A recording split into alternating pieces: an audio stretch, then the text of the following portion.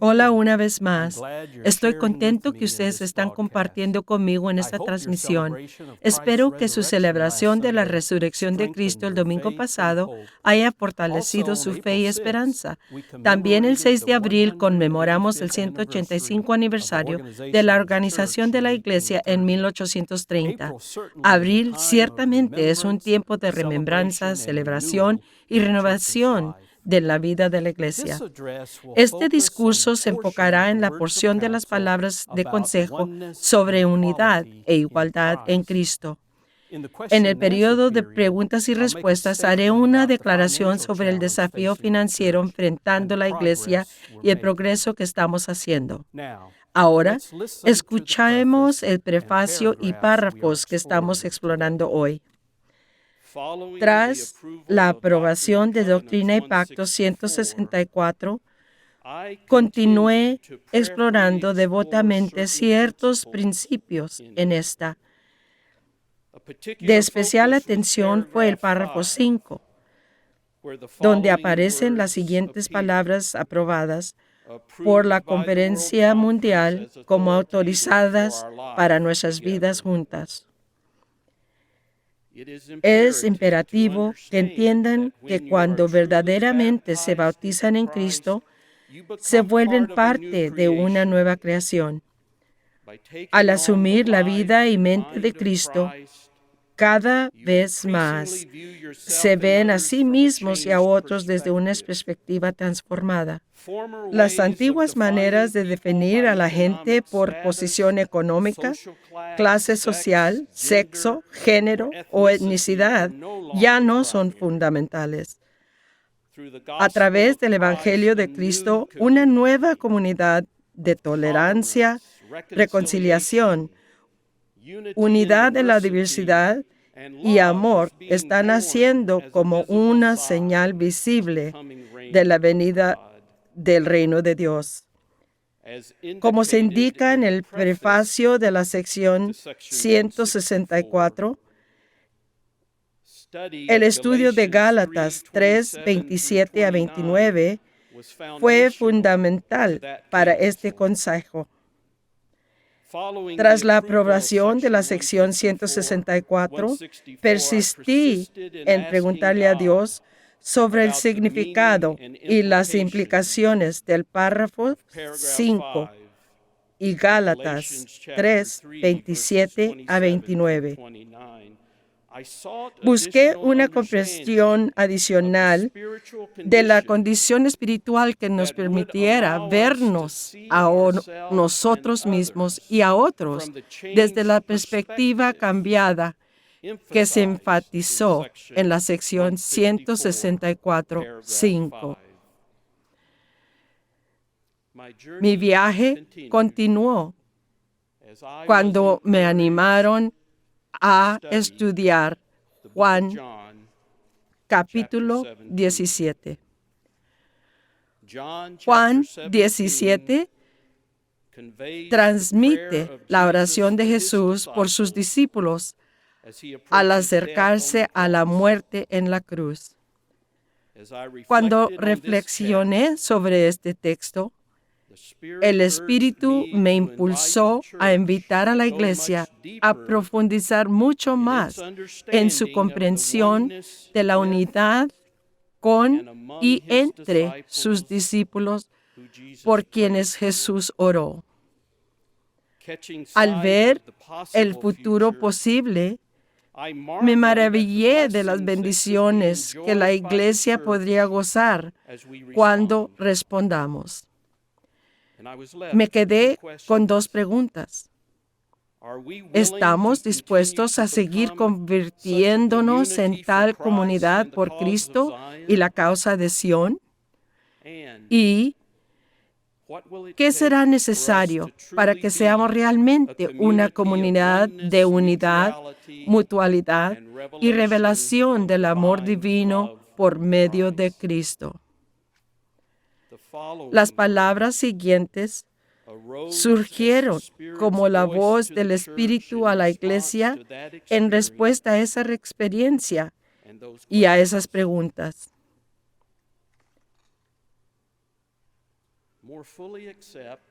acepten y encarnen más completamente su unidad e igualdad en Jesucristo, que mora en unidad con Dios. La unidad e igualdad en Cristo se alcanzan a través de las aguas del bautismo, son confirmadas por el Espíritu Santo y sostenidas mediante el sacramento de la comunión. Abracen el significado completo de estos sacramentos y permanezcan espiritualmente unidos en Cristo como nunca antes. Sin embargo, sean conscientes que no es correcto profesar la unidad e igualdad en Cristo a través de los pactos sacramentales y luego negar esa igualdad con actitudes, palabras o acciones. Tal comportamiento hiere al cuerpo de Cristo y niega lo que eternamente se resuelve en la vida, muerte y resurrección de Cristo. No entienden completamente muchos procesos interrelacionados de la creación humana. A través de su maravillosa complejidad, la creación produce diversidad y orden. No se consuman con la preocupación sobre la variedad de tipos y características humanas cuando las vean. Interésense apasionadamente en cómo Dios está revelando la naturaleza divina a través de comunidades sagradas de amor, unidad e igualdad que encarnan la revelación de Dios en Jesucristo. La unidad e igualdad en Cristo no significan uniformidad. Quieren decir unidad en la diversidad e identificarse en un amor como el de Cristo por las circunstancias de los otros como si fueran propias.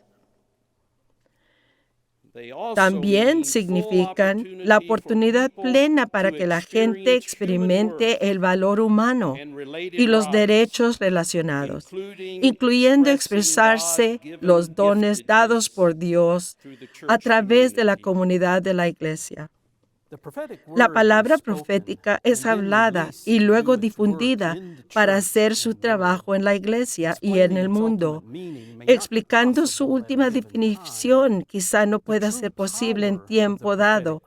El poder verdadero de la palabra profética es una creciente experiencia en la comunidad de fe al verse vivida la visión divina en lo que puede ser.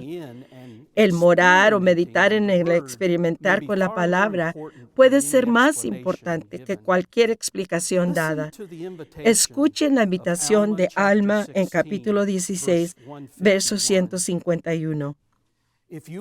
Si despiertan y aviven sus facultades, hasta poner a prueba mis palabras y ejercitan una partícula de fe, incluso si solo pueden desear creer, dejen que este deseo obre en ustedes. Recientemente he estado meditando en la porción del consejo que subraya el poder de los sacramentos para formarnos como comunidad de Cristo de hospitalidad radical. En nuestro creciente mundo secular, la mayoría de nosotros somos más secular de lo que realizamos. Los sacramentos nos reorientan constantemente a la divina presencia. Ellos enfatizan lo que realmente importa para la salud espiritual de nuestras almas, familias y congregaciones. Doctrina y Pactos, sección 158, párrafo 11 se dice: Confíen especialmente en los sacramentos para enriquecer la vida espiritual del cuerpo. Busquen mayor comprensión de mis propósitos en estos sagrados ritos y prepárense para recibir una renovada confirmación de la presencia de mi espíritu en sus experiencias en la adoración. Construyendo sobre sección 158, párrafo 11, este consejo declara que Dios está llamándonos a una énfasis más grande sobre la capacidad de los sacramentos a relacionarnos espiritualmente a Cristo y el uno con el otro. El sacramento de bautismo nos une a Jesucristo en maneras más allá de la comprensión humana. Nosotros nos ponemos a Cristo y nos convertimos en nuevas criaturas en donde el amor reconciliador de Cristo mora. También como las Escrituras testifican, vivimos en Cristo y Cristo vive en nosotros en maneras que trascienden la vida y muerte física. Todos somos llenados con la paz de Cristo y nos convertimos en la encarnación de la paz de Cristo en el mundo. Por medio del sacramento de confirmación, recibimos la afirmación del Espíritu Santo que somos parte de la nueva comunidad de unidad e igualdad en Cristo. El apóstol Pablo definió que la comunidad como un cuerpo de Cristo en el cual todos los miembros son igualmente valorados. Y en el sacramento de la comunión recordamos el sacrificio de Jesús por el bien de esa comunidad. También renovamos nuestro convenio, establecido por medio de bautismo y confirmación, para ser la comunidad de amor y unidad en Cristo hoy. Por cierto, ¿cómo nos va con ese convenio? Recientemente, el Grupo Barna, una organización de investigación que se enfoca en la relación de fe y cultura, exploró si cristianos hoy verdaderamente imitan las actitudes y acciones de Jesús en sus relaciones con otros, o si son más como los fariseos, quienes eran tan antagonistas a la visión de Jesús de la una comunidad de amor y pacifismo. El tiempo no permite una exploración más meticulosa de todos los aspectos de este estudio basado en los Estados Unidos. Sin embargo, es informativo el considerar uno de los resultados principales, citando del artículo Cristianos, más como Jesús o fariseo. Los datos revelan que la mayoría de los autoidentificados cristianos en los Estados Unidos son caracterizados por tener actitudes y acciones que los investigadores identificaron como farisaicos. Un poco más de la mitad de los cristianos de la nación califican para la categoría, 51%. Tienden a tener actitudes y acciones caracterizadas por la autorrectitud. Al otro lado de la gama, el 14% de los autoidentificados cristianos de hoy, solo 1 de cada 7 cristianos parecen representar las actitudes y acciones que los investigadores de Barna encontraron ser consistentes con aquellas de Jesús. Ahora, farisaico quiere decir como los fariseos. Los fariseos eran una secta religiosa durante el tiempo de Jesús que enfatizaba la necesidad de ser santo y mantenerse separados de la gente u objetos considerados no limpios o no santos por las reglas tradicionales. Autorrectitud quiere decir mi manera de pensar, actuar y ser es correcto y mucho mejor que tu manera. Quiere decir que todos deben seguir las reglas de Dios como yo las entiendo. Quiere decir yo prefiero asociarme con y servir a personas que son más como yo que no. La tentación que debemos resistir es de inmediatamente juzgar a otros como autorrectos, porque el hacerlo quiere decir nosotros somos también. A la vez debemos examinarnos a nosotros mismos, nuestras congregaciones y la Iglesia mundial. ¿Cómo nos va con la vida divina y visión de ser una comunidad de unidad e igualdad en Cristo. El actual movimiento de personas, especialmente generaciones más jóvenes, distanciándose de la Iglesia cristiana, es atribuida a varias causas. Una de las principales es que la gente no puede reconciliar actitudes y acciones de Jesús como en las Escrituras con las acciones de muchos cristianos y denominaciones. El compasivo y misericordioso siervo que tenía un cercano compañerismo de la mesa con los tales llamados impuros es difícil de encontrar en las iglesias que condenan los marginalizados y paría hoy día. La restauración es un llamado profético de regresar al testimonio auténtico del Jesús verdadero. El verdadero Jesús que restaura la dignidad e igualdad de personas como parte de la bendición de la salvación. Esto ocurre principalmente por medio de relaciones motivadas por el amor y la paz de Cristo, no temores humanos, complejos y prejuicios. La comunidad de Cristo es llamada a ser una alternativa a la cristiandad farisaica que juzga y succiona la vida de la gente en vez de darles una nueva vida en Cristo. Recientemente tuve que pasar la noche en el hospital. Mientras estaba allí, interactué con algunos miembros del personal durante varios exámenes. Durante un examen, el equipo no funcionó y la técnica soltó su frustración verbalmente.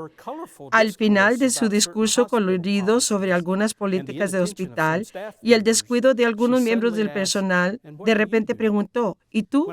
¿Qué haces? Y cuando le dije que era un ministro, se puso tensa y la siguiente cosa que preguntó fue, ¿dije palabrotas? Me reí.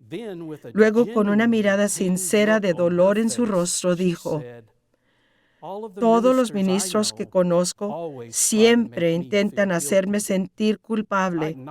Escuché su comentario, le sonreí y respondí, pero eso no es mi estilo.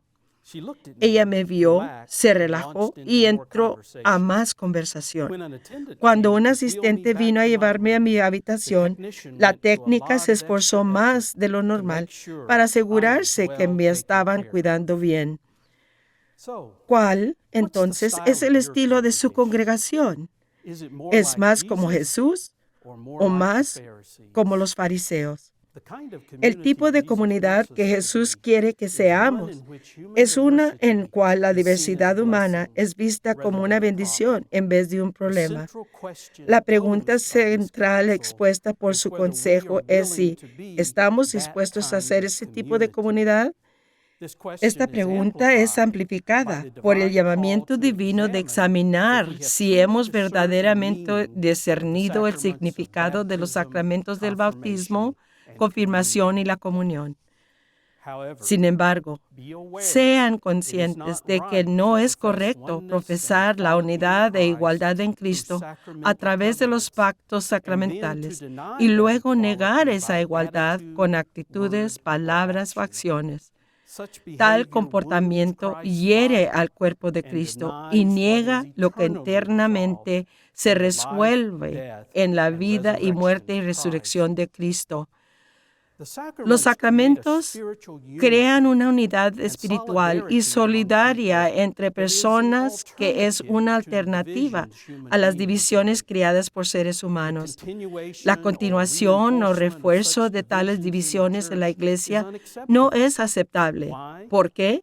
Porque los sagrados convenios que hacemos por medio de los sacramentos testifican de nuestros compromisos de ser una comunidad de unidad e igualdad en Cristo. Un devocional de la Sociedad de Henry Nouwen, titulado Breaking Through the Boundaries, o sea, rompiendo por barreras, describe este potencial muy bien. Los sacramentos son la presencia de Cristo entre nosotros y dentro de nosotros. Tienen el poder único de unirnos a ser un cuerpo, independientemente de edad, color, raza, género, condición emocional. estatus económico o trasfondo social. Los sacramentos rompen todas esas barreras y crea un cuerpo de Cristo viviendo y en el mundo como un señal vibrante de unidad y comunidad. Fui criado en una cultura local que era racista y despreciativa, de gente que no encajaban en la norma. Fui cuidadosamente enseñado, no por mi familia inmediata, sino por la cultura más amplia de temer extranjeros y reivindicar que nuestra manera de vivir era superior. Afortunadamente, otra cultura estaba trabajando dentro de mí para refutar la mayor cultura. Fue la cultura de Cristo y su iglesia. La iglesia inculcó en mí una visión convincente del valor humano y comunidad justa y compasiva.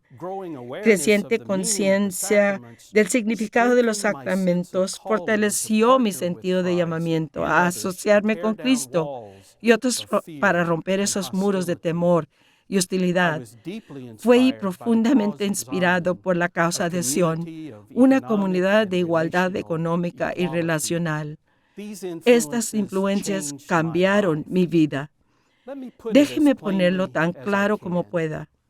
Jesús no murió en la cruz para reforzar las diferencias humanas como judío o gentil, esclavo o libre, rico o pobre, varón o hembra, alta casta, baja casta y tribu o clan. Él murió y vivió una vez más para establecer nuestra unidad e igualdad como hijos de Dios. Y la creación entera está gimiendo en espera por una iglesia que visiblemente demuestre lo que Cristo ha llevado a cabo. Yo creo con todo mi corazón que la comunidad de Cristo está volviéndose a ser esa iglesia. Este consejo nos insta a acelerar nuestros esfuerzos hacia esa dirección.